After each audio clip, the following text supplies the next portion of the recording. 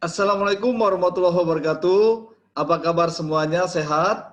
Alhamdulillah senang mendengarnya. Saudara, pada hari ini kita kembali untuk mempelajari tentang mata kuliah penulisan populer. Anda sudah siap untuk mengikuti perkuliahan pada hari ini? Siap? Baik. Saudara, pada kesempatan ini kita akan membahas tentang pokok bahasan mencari ide untuk menulis karya populer. Tentunya Anda masih bingung untuk mencari ide apa yang akan Anda tulis ya. Sebetulnya ide itu bisa datang kapanpun juga ya, dan juga bisa datang ya dadakan. Bahkan ketika Anda sedang berada di kamar mandi, timbul ide untuk menulis ya. Atau ketika Anda jalan-jalan rekreasi, timbul ide untuk menulis.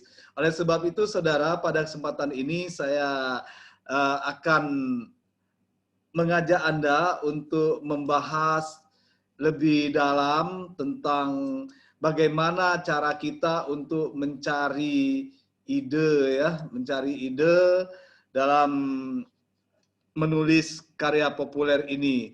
Tentu saja saudara, menulis karya populer ini sangat penting bagi Anda apabila Anda ingin menjadi seorang penulis ya, profesi Anda sebagai seorang penulis yang bisa Anda jual karya Anda.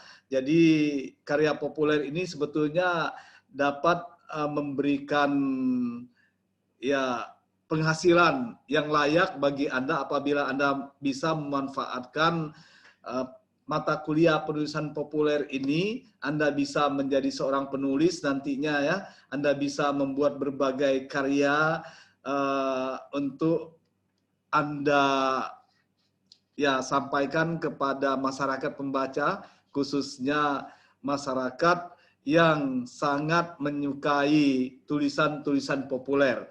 Tulisan populer itu seperti yang saya sampaikan pada minggu-minggu sebelumnya, bahwa saudara bisa berupa tulisan ilmiah populer dan bisa juga tulisan karya sastra populer. Jadi banyak hal yang bisa Anda lakukan untuk mendapatkan penghasilan tambahan, ataupun ya Anda nanti sebagai seorang guru bisa menjadi penghasilan tambahan Anda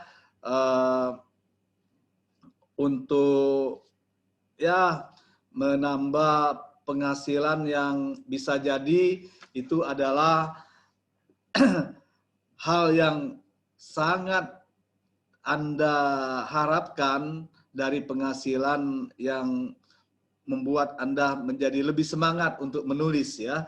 Ya, baik saudara, sebetulnya bagaimana cara kita mencari ide untuk menulis karya populer itu? Saudara, sebetulnya ide kita itu bisa kita dapat melalui sebuah rumus. Bisa jadi Anda untuk memperoleh ide itu bisa saja Anda melakukan ya, ataupun Anda bisa menguasai rumus ini ya, rumus 5D plus namanya ya. Rumus 5D plus ini saudara, yang pertama itu apa yang dilihat. Nah, jadi apa yang dilihat sebetulnya itulah yang menjadi ide kita. Jadi kita bisa menulis apa saja yang kita lihat, coba jadikan sebagai ide kita, konsep kita. Yang penting kita itu memang harus berpikir kreatif ya, berpikir inovatif dan penuh inisiatif. Kemudian yang kedua itu apa yang didengar. Nah, kalau apa yang didengar, misalnya Anda mendengarkan pembicaraan orang lain yang mengarahkan kepada sesuatu yang bisa jadi sangat fenomenal. Nah, Anda angkat menjadi tulisan, misalnya seperti itu ya. Kemudian yang ketiga, apa yang dibaca. Jadi Anda itu bisa saja membaca buku-buku, baik itu tulisan populer, berupa tulisan karya ilmiah populer, maupun karya sastra populer. Ya, sekali-sekali Anda juga bisa membaca buku-buku tentang buku-buku ilmiah murni ya. Ya, untuk menambah wawasan Anda ketika Anda nanti dihadapi dengan hal-hal yang sifatnya ilmiah begitu di dalam karya tulis ilmiah populer Anda. Jadi saudara, sebetulnya mudah sekali kita di dalam mencari ide ini. Yang jelas kita itu harus kreatif begitu. Kemudian yang keempat, apa yang dialami. Nah, ini juga ya, apa yang kita alami sebetulnya itulah yang kita tulis, itulah sebagai ide kita. Misalnya Anda mengalami, ya bisa jadi mimpi Anda itu bertemu dengan seorang bidadari dari surga misalnya. Nah, bisa saja Anda tulis itu ya menjadi sebuah novel Anda. Berarti idenya dari mimpi itu. Kemudian saudara, apa yang ditulis, yang kelima ini, apa yang ditulis adalah apa yang dirasakan. Nah, biasanya sebetulnya apa yang Anda rasakan, itulah sebetulnya yang akan Anda tulis. Anda misalnya mau membuat puisi ya, puisi sedang bergejolak jiwa Anda sedang ya frustrasi, misal Anda sedang stres menghadapi COVID-19, ini misalnya ya, atau Anda bisa jadi dikecewakan oleh seseorang, Anda bisa menuangkannya dalam bentuk tulisan Anda, gitu. Nah, jadi saudara banyak lagi yang lainnya yang bisa Anda lakukan. Yang jelas dari 5D plus ini Anda bisa memperoleh ide untuk menulis karya populer Anda. Sebetulnya baik menulis karya ilmiah populer maupun karya sastra populer bisa menggunakan 5D plus ini ya. 5D plus yaitu apa yang dilihat, apa yang didengar, apa yang dibaca, apa yang dialami, dan apa yang ditulis adalah apa yang dirasakan. Nah, seperti itu. Nah, saudara, saya juga ingin mengajak Anda untuk mengenali tentang sumber ide menulis itu sendiri. Saudara, kalau kita melihat dari mana sebetulnya sumber ide menulis selain yang sudah kita bahas tadi atau di awal, bahwa sebetulnya pengalaman pribadi ini sangat menentukan ya.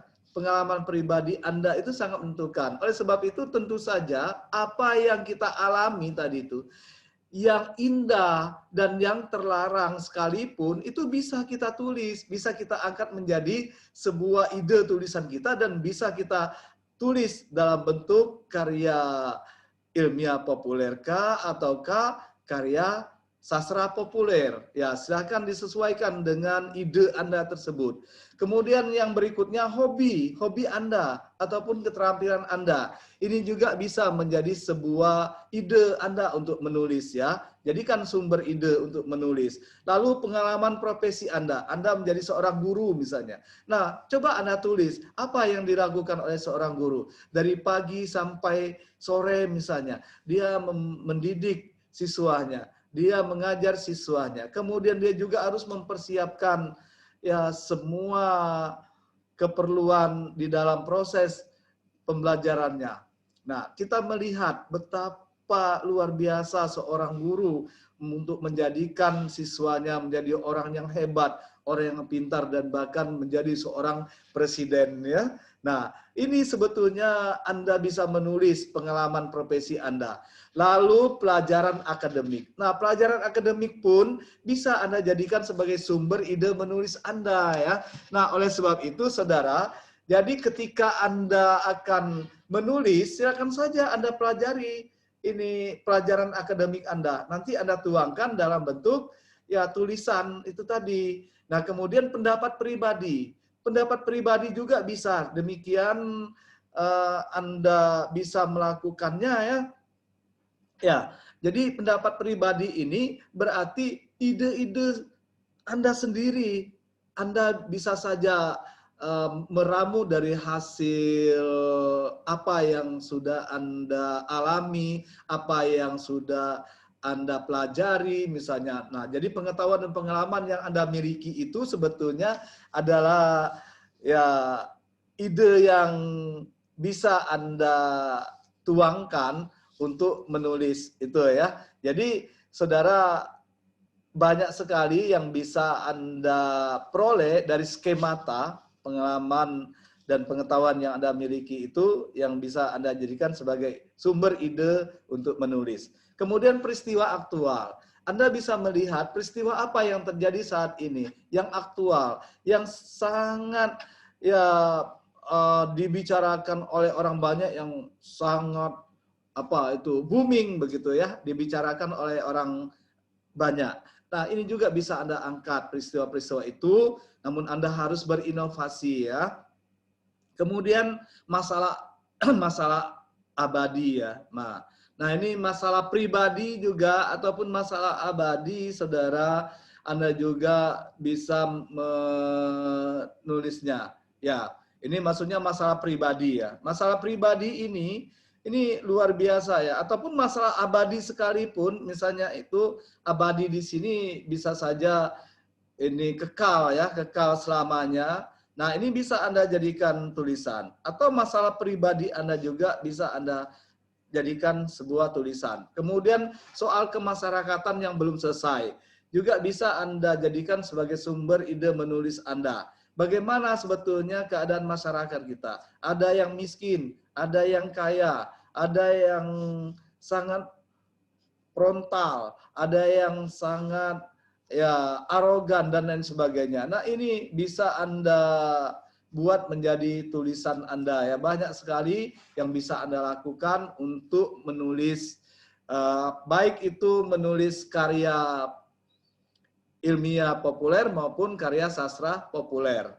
Saudara, selanjutnya bagaimana sebetulnya cara kita untuk mencari ide untuk menulis kreatif. Nah, tentu saja Anda ingin sekali mendapatkan ya sebuah sumber ide di dalam menulis ya untuk menulis kreatif. Karena menulis kreatif ini sangat disenangi oleh masyarakat pembaca dengan alasan bahwa menulis kreatif itu tulisannya ada tulisan kreatif ya, seperti novel, cerpen misalnya ya, ataupun tulisan-tulisan yang bersifat subjektif, yang mudah dipahami oleh masyarakat pembaca dengan bahasanya yang familiar, bahasanya yang jelas, bahasanya itu bahasanya yang sederhana ya, yang sangat mudah dipahami. Saudara, cara kita mencari ide untuk menulis kreatif ini, sebetulnya yang pertama, kita bisa mencari inspirasi dari cerita yang sudah ada. Oleh sebab itu kita harus banyak-banyaklah membaca sebuah cerita. Apakah itu cerpen, novel, roman, naskah drama, dan sebagainya. Termasuk naskah-naskah film itu ya, bisa Anda baca. Kemudian yang kedua, coba Anda manfaatkan pengalaman Anda sendiri. Pengalaman Anda itu pasti banyak ya. Bagaimana ketika Anda masih balita, masih kecil, masih anak-anak, Anda bisa mendapatkannya dari orang tua Anda ataupun dari keluarga Anda ya. Kemudian bagaimana ketika Anda masih remaja, lalu Anda sudah masuk ke tingkat SMA dan Anda kuliah misalnya. Nah, lalu Anda berkeluarga misalnya dan lain sebagainya, ini sebetulnya pengalaman hidup Anda bisa Anda sampaikan di dalam sebuah cerita ya. Kemudian yang ketiga, Anda mencari ide itu dengan bebas, Saudara. Anda bisa mencari idenya dengan bebas, ya semau Anda, silakan saja bisa melalui pengalaman Anda, bisa jadi ide-ide bebas itu termasuk apa yang pernah Anda lakukan, ya, dan apa yang orang lain lakukan, Anda bisa mencari idenya dengan bebas. Kemudian yang keempat itu merancang strategi jeda. Nah, ini sebetulnya Anda bisa saja menulis tentang berbagai ya ide kreatif dari ya merancang strategi jeda ini juga ya. Nah, kemudian Saudara, kita perhatikan, kita bahas satu persatu meskipun secara singkat ya, karena waktunya. Saudara, mencari inspirasi dari cerita yang sudah ada itu sebetulnya ya seperti yang saya sampaikan di awal, Anda harus banyak-banyaklah membaca. Kemudian Anda pun harus memperhatikan peristiwa yang sedang hangat tadi itu. Makanya tontonlah film ataupun TV ya, kemudian dengarkan musik, lalu Anda juga bisa melakukan riset. Nah, riset yang Anda lakukan ya sebetulnya bisa saja riset yang sederhana. Jadi Anda bisa mengobservasi, bisa juga mengamati ya, dan lain sebagainya, sehingga Anda bisa mendapatkan sumber data yang bisa Anda jadikan sebagai bahan cerita Anda, misalnya ya. Nah, kemudian saudara, yang berikutnya memanfaatkan pengalaman. Nah, kalau kita memanfaatkan pengalaman, sebetulnya tanyalah, bagaimana jika apa misalnya ya, bagaimana jika itu terjadi, bagaimana jika kita mengalami hal tersebut. Nah, silakan saja apa yang terjadi, apa yang kita alami. Kemudian saudara, amati orang. Jadi kita juga bisa melihat pengalaman-pengalaman dari orang tersebut atau pengalaman kita terhadap orang tersebut. Lalu catatlah pengalaman itu ya. Kemudian berkumpul bersama penulis lainnya.